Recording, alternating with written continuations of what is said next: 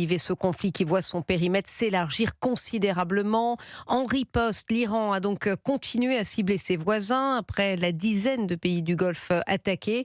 Le régime vise, Laura Legault, désormais d'autres pays aux alentours. Oui, parmi eux, l'Azerbaïdjan qui partage 600 km de frontière avec le nord de l'Iran. Des drones iraniens ont visé jeudi sa capitale et le gouvernement a annoncé avoir déjoué une série d'attaques terroristes iraniennes sur son sol. Démenti par Téhéran, mais Bakou promet des représailles. À Erbil également, dans la région autonome du Kurdistan irakien, des drones iraniens ont été interceptés. Et la stratégie américaine de s'appuyer sur les Kurdes pour renverser le régime iranien fait aussi craindre une guerre civile au sein même de l'Iran. Écoutez cet habitant joint par Caroline Baudry de la rédaction d'Europe 1. Il y a la peur de la guerre civile ici, que des villes deviennent plus violentes.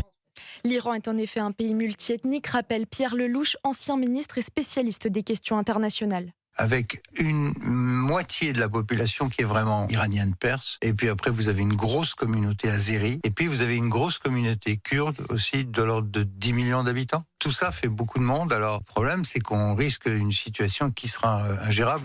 Une guerre civile qui augmenterait le risque d'un embrasement généralisé dans la région. Merci Laura Legault pour Europe 1.